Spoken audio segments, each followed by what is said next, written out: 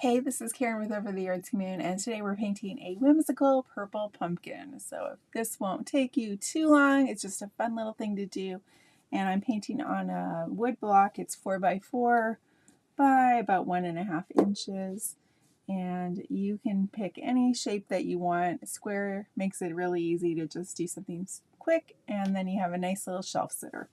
So what I'm going to start with is some chalk, and we're going to create an oval shape, okay, more or less, and then make a curve on the left side, make a curve on the right side. Don't worry about it looking too perfect, just adjust it slightly, but you don't have to be real meticulous or careful. Okay, and then you can come up and make a little, kind of like you're almost making an upside down V, and you're going to come around and then just do a little wiggle for your stem and then fill that out a little bit there. And then we'll come back here and do 2 more curved lines, something like that. Okay, and then you're going to take your 1/2 inch, or no, this is a 1/4 inch flat. It's a number 4. I'm going to use Dioxazine purple and Poetic Plum from DecoArt.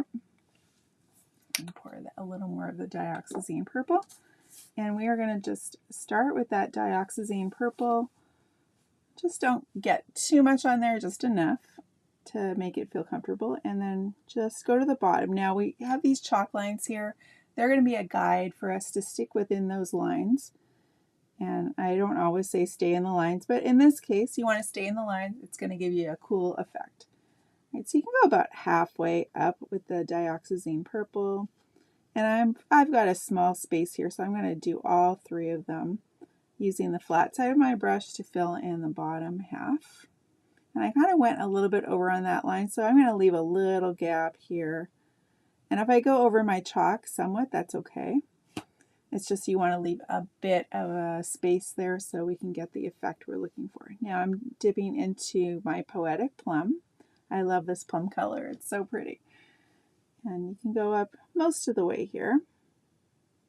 You're staying in that oval shape in the middle, and then within this curved section here. All right, so we have that filled in. I'm going to just use my brush to gently fill in. It doesn't have to be an exact, perfect fill or anything like that. Let me just go ahead and go to the top here of these 2. And just check the curve on the outside. Make sure it's looking pretty good. You can rinse this brush off, and then let's get our number 1 detail brush. And for this, what I'm going to do is get a little bit of white and my Poetic Plum. Okay, so actually I'll take a little bit of the Dioxazine purple too, and pull and twist my brush so I don't have tons of paint, and also wipe off that edge there so you don't have some water dripping on to your board or whatever you're painting on. Okay, so we're just going to make some highlights. I'm going to go at the top here.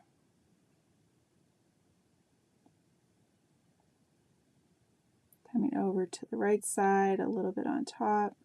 I'm going to wipe off my brush. I've got just a rag right here, so I'm going to wipe that off. I don't mind some of that paint still being in my brush, and then I'm going to go back to my flat brush. I'll take a little more of the Dioxazine and the white. Actually, I should rinse that off. I was going to use it again, but I don't want to forget about it and then have my paint drying and wrecking my brush. So let me get a little more of the Dioxazine and the Poetic Plum. And I'll just blend up there and just pull down part of the way.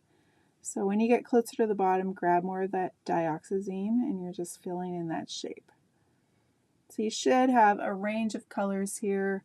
It doesn't have to be exactly like mine. Just go ahead and grab whatever colors you have. Anytime you can use any colors that you have available. There's no rule that says you have to use the exact same colors as the person who's teaching you. Okay, a little more with the white up here and here. So it's a little awkward to get in that shape. I'm okay with that. And I just want to make sure I got into every area here. I've got that nice lightness on my brush, so I'm just going to very feather light bring it in, and then we'll have a little bit of a contrast between the dark and the light. Rinse that brush off. Let's go to our number 1 again. And you can take a little bit of black on your brush and a little bit of that green. So my green that I'm using is Irish Moss from DecoArt, and I'm just creating a darker green. All right, so pull and twist that. So there's quite a bit of paint on there. I'm going to start at the base here with that bigger amount. I'm leaving a little gap with that black showing. It's going to create an automatic shadow for us. And I'm sort of sticking in the middle here, but as I get over to the left, I'm going to switch to a different brush. I'm going to grab a liner brush. This one is a 0. And then I'll just take a bit of that paint. I've got some water on my brush, which helps to kind of thin that paint out. So I'm going to pull and twist, make sure there's no water on the ferrule there, and then I can just come back right on top of that chalk and come down. And then you can take just the bright green. You can make that wider if necessary. Take a little bit of white on your brush and just very lightly come along the top and pull here and there so you have some interest. Now I know this looks a little hard to view right now because we've got those chalk lines. So let's dry this off and then we will do the magic part. We're going to need a baby wipe.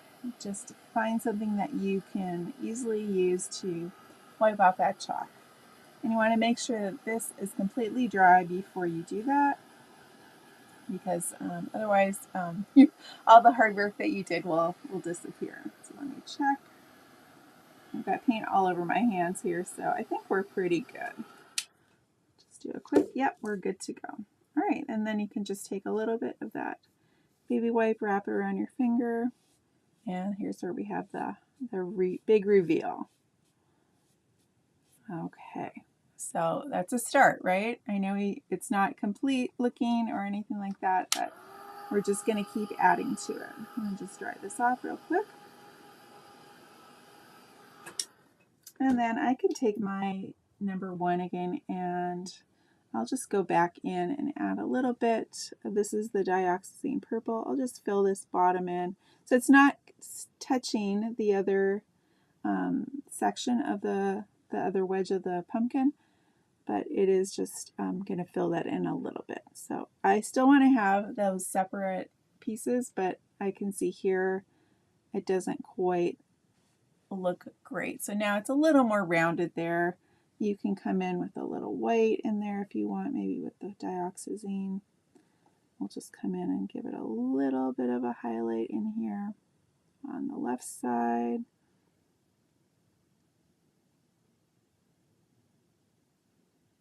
The right side here.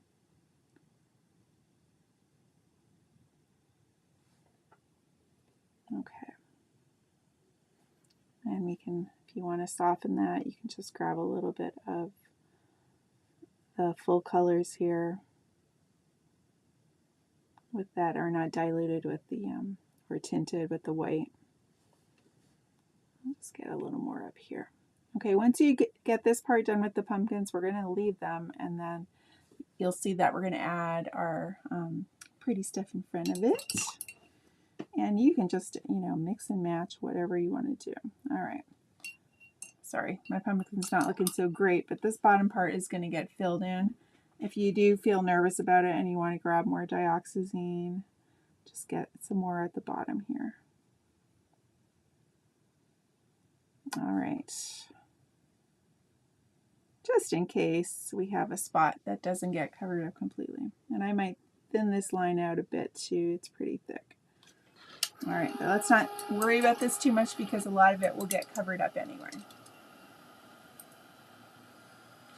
All right, and then we're going to take our 0 liner, and we're just going to do a little bit of work with our green paint here. So you can take your green, and we're just going to do like some simple marks. Okay, so it's really, really very simple. And all you're going to do is go 1, 2, 3.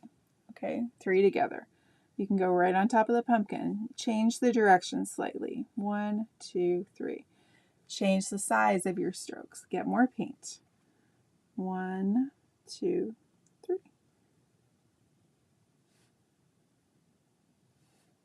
It doesn't have to look like mine. I can't make mine look like mine half the time. So make sure you turn your brush. I think it's easier for me to start at the top and come down, but see what works for you. I have a little bit of black on there. That's okay for the bottom especially. All right, so we have a mishmash of little strokes, and then I can just add some individual ones if I feel like I want to have a little more looseness, or if I want to fill in a certain spot a bit more. Okay, I think that's fine. Maybe a little bit up here and there. Okay, we'll just keep it kind of whimsical. Okay, so don't think of that you're making anything specific. You are just putting some strokes down, and I know it's going to look different than the one I did first. Okay, rinsing off my brush. Then I'm going to go into my teal color. So this is my Paradise Green. And I'm still using the same brush. I'm going to pull and twist. So it's nicely covering the paintbrush, but I don't have to like reload it all the time. That's the nice thing with liners. They have the longer bristles. And then you can just decide to randomly put some little strokes. So all I'm going to do is do a little bit smaller, and I'm just going to make like maybe like 4 or 5, and then you can just bring a little stroke down the middle. So that one didn't work so well. It's a little fat. So you could do it the other way, is do your stroke first and then press. I'm going to get a little white on my brush with this teal. Sometimes that helps. All right, so maybe the stroke first, see what works for you, because that one doesn't look so good. I think it needs a little white in there just to make it pop against the black. So you can always come back over it and then just go down the length of it. It doesn't matter that I kind of overlapped there. It's a little heavy, so we'll see what we can do. We'll try to lighten that up a little bit. So I'm going to take white and the teal.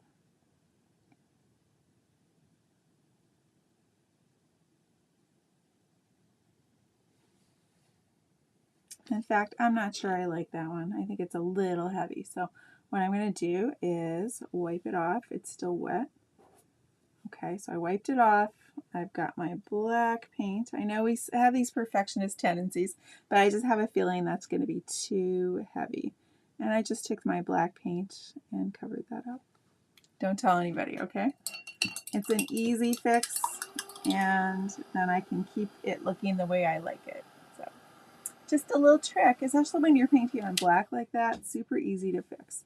All right, let's go back in, and maybe I'll make it a little more rounded. I'll do my little line, and then I'll get my white and my teal on the brush, and then I'm just coming in. Just see what happens, okay? It's still heavy, but it's not as heavy. I think it's because it's spaced out a little bit. That helps. And don't be afraid to go on top of the pumpkin or the other things that you've already painted. And let's do one coming over here, kind of down. I'm going to try to curve this one a bit. And we'll have one over here. So I'm not trying to be matchy-matchy, but I just do feel like we need a balance. So right now I have 1, 2, 3, 4, 5, 6. So I do like an odd number usually. So let's just do a little tiny one. How about we have one coming up here behind the pumpkin? Okay. We'll see. Okay. Rinse off this brush. And then let's do some little flowers. So these are these 2-stroke flowers. And I use some orange. This one is Spice Pumpkin. And I'm using some dragon fruit and some white. So orange, dragon fruit, and I'll show you what I'm doing here. you go to orange, dragonfruit, and white. So you have all three on your brush. And then you can just come in wherever you'd like. I'll just start here, 1, 2. So that one has a lot of white, that's okay.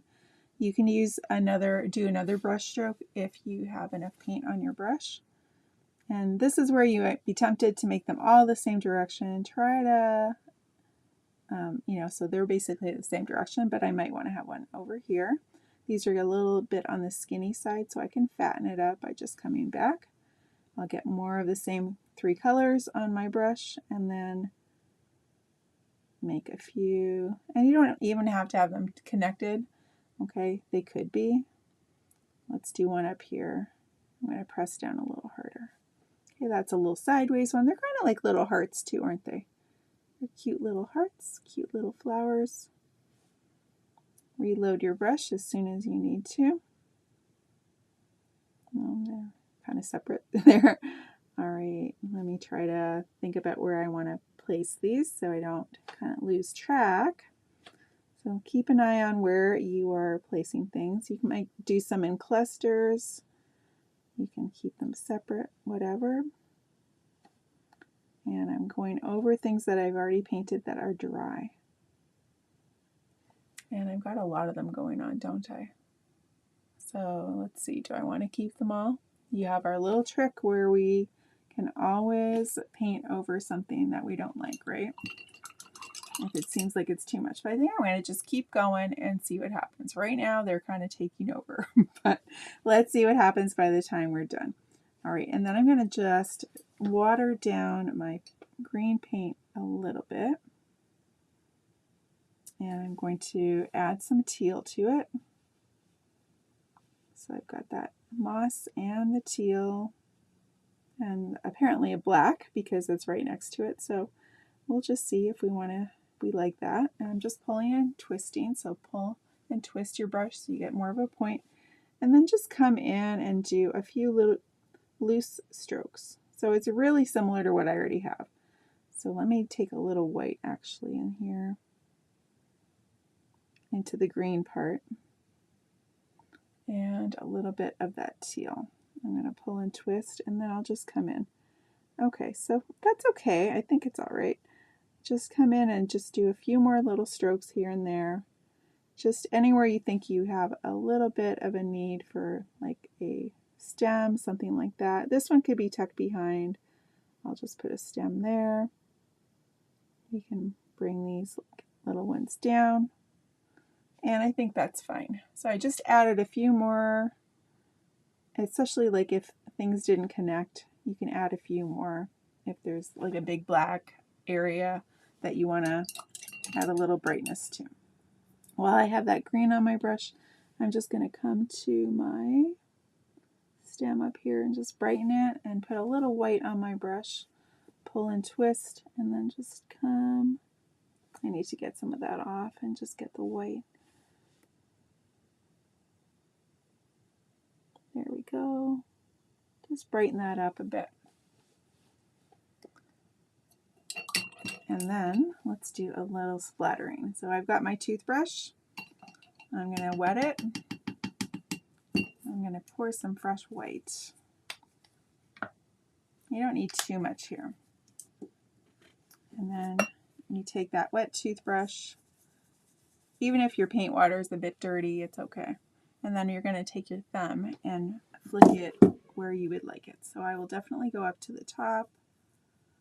Just a little bit on the edges, less on the middle of the pumpkin, but just a little bit, adds a little bit more whimsy to our painting, okay? And last thing, or you could do more, but you know, I'm starting to lose my pumpkin, so I probably won't do too much more. I'll pour just a little bit more of that white paint. Just a little blob, and then I'm going to take my handle and dip it in one of your smaller brushes. And then pick a spot where you kind of want to, you know, either cover up or you have a, like here's a gap. Okay, there's not too much going on there. I'm just going to make a few little dots there. And this is just like a fun kind of painting where you're not giving yourself too much pressure. You're just, you know, spending a little bit of time painting, and it's not super serious or anything. Just see what happens. Honestly, I'm going to just do a few single ones too. We'll do, let's see, do I want any more? Maybe just up like right over here, here, and here. And then do I have enough? Yeah, I think it's okay. Could even have like a little butterfly in there. I don't know if there's too many butterflies in the fall, but how many purple pumpkins do you see as well? So I hope you had fun with this. Happy painting. You can see they're both different. They're both whimsical and a little wild and crazy, and just for fun, right? And oh, I didn't do the gel pen, so I can show you that real quick. I think it's pretty good. It probably doesn't need too much more, but we can add just a smidge more, and I'll show you what this does. All right, I'm going to just mostly put it here. I'll just do a little scribbling on the pumpkin. And do a little bit on the top of your stem. Okay, I can just do a little bit of scribbling up here to just pull your attention up a bit higher. It's really just a little bit of a touch here and there, anywhere you have a bit of a space to put in a bit. Okay, so I'm not sure I love it. I might just paint over a little bit of that. So I think I went overboard with it, but sometimes you try it, and if you don't love it, you just can paint over it. That's the beauty of it, right? And if you love it, you leave it. All right, I think that's pretty good. It's showing up a little bit brighter on the screen than it is in real life, so I'm probably liking it here more than I'm seeing up there on the screen. So I'm just actually just softening these lines a bit, but I think I'm going to call it. All right, happy painting, everybody, and thank you so much for hanging out for a bit. Don't forget to like and subscribe if you want to follow me for more tips and tricks.